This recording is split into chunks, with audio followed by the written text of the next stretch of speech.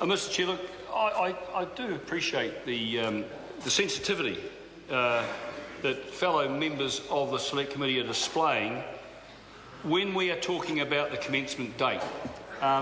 This is a very serious bill. I mean, there has been a bit of banter about it over the course of it, because I think a lot of people mistakenly think, when they think of laser pointers, even if they think of high-powered laser pointers, they think that they are actually toys, and of course they're not. And that's why the commencement date for when this bill comes into effect is so important.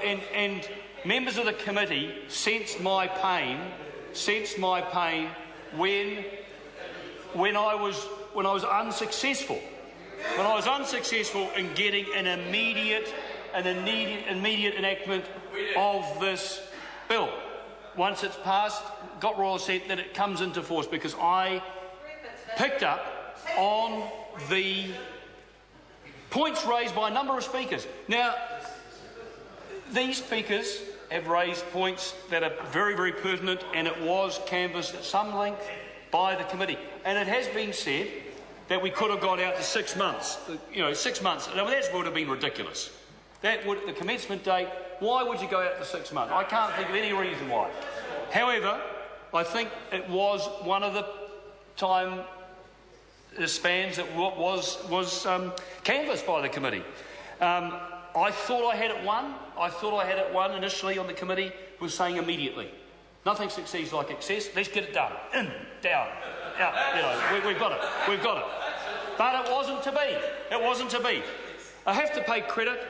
When it's talking about the commencement date, the artful hand of this maestro of committee chairmanship, I refer, of course, to David Bennett.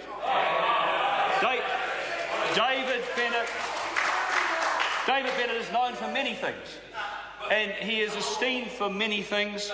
He has a reputation for many things, but nothing is more illustrious than his highly burnished reputation as a very successful and capable committee chair.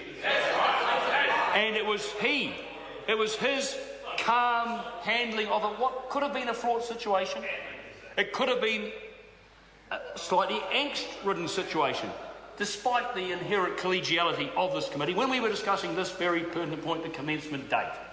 But as it transpired, through the calmness, the demeanour, the ability to sort of build bridges that he displayed within the committee when we were discussing the commencement date, there you go, a very pertinent point from the member for the Far North, who's doing an outstanding job at the Far North there. And not only with his perceptive speeches in the House on this very important bill, but also as the calm presence on the committee who just grounds the chairman and makes sure that things happen in a timely manner with consultation. So we got to this stage, which I was uncomfortable about. I have to say I was uncomfortable, but for the greater good, I was convinced. I mean, I'm learning. I'm almost away from this place, but you learn every day in this house, and you realise that politics is the art of the possible, isn't it? It's the art of the possible. It doesn't, the commencement date is only possible that we came to an agreement because there was open-mindedness on both sides. We had a very collegial opposition. There was a lot of debate. 6 months. As I say, I was going for immediately, and yet the voices on the committee gradually moved around so that the 28 days was the length of time that the committee thought. And I do have to take responsibility. I was part of that committee that unanimously, and this has been a great thing about this bill, not only in the committee has it been unanimous, but across the House. So I think if you ask anyone in this House, they would support the 28 days period, because that's what came about from the Select Committee commencement date, and I have to say I'm very grateful. As the member who first put up this bill, and not even think about the commencement date at that early stage, because I had to get it through the caucus, and then we had to get it through, not only the caucus, then we had to get it drawn from the ballot, and Carol Beaumont. That the question be now put. The question is that the question be now put. Those of that opinion will say aye. Contrary, no. Noes have it. Party vote. The clerk will conduct the party vote. New Zealand National. 59 votes opposed. New Zealand Labour. 34 votes in favour. Green Party. 14 in favour. New Zealand First. 7 in favour. Māori Party. 2 votes in favour. Mana. 1 in favour. United Future. 1 vote opposed. Brendan Horan. 1 in favour.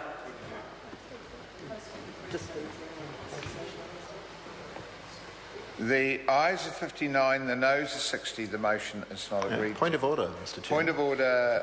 Mr. Chair, I'm not wishing in any way to doubt what has just been expressed by the opposition whip, but it was my understanding that Mr. Horan was not casting a vote on this measure. Speaking to the point of order. Can she assure the House that she has received a proxy for that? Sorry, could I just complete my point?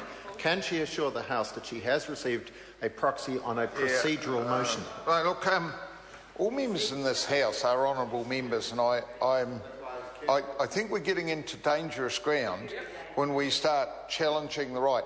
Members who cast a vote know what the consequences are if they mislead the House. And in any consideration, a change in that particular vote is not going to change the outcome of this particular... No. Well, it's still not going to change the outcome. So the member can ring up the whip on the other side and say... Michael Woodhouse. Just 2 quick points, Mr. Speaker, if I may. The issue of the procedural motion proxy would determine the outcome of the motion. The second thing is I don't think that government whip was intending to cast aspersions on the opposition whip. I do think it is important for her sake, though, to clarify the difference between a proxy on a procedural matter, which is very unusual. Now, look, I have ruled on this. Let me reread the votes. So those that voted for the closure were 59, including Brendan Horan. Those who voted against were 60, so the motion is not agreed to. So I've made that quite clear, and we're going to gain nothing by casting aspersions upon. Members know the consequence of voting incorrect or casting votes that they don't have. Mr. Chair, point of order. Now, look, are we going to get into some new material? Yeah, this is new material. Right. Mr. Chair, I believe that you have just mistakenly declared the result of the vote. And I'm sure that wasn't... I think you've just actually cast the names and numbers the wrong way around. And even the opposition are agreeing with that point. No, I declared the motion is not agreed to on the first cut. Did I? It's not agreed to. The key point was I said the motion is not agreed to. So we're not having the closure. But I'll put Mike Sabin. Taking the call, sir? Yeah. Not a call to order. Thank you, sir. Thanks. So, look, I'll continue where we left off on this commencement date in the second clause of the Summary Offences Possession of Handheld Lasers Amendment Bill, soon to be amended as an act to the Possession of Handheld High-Powered Laser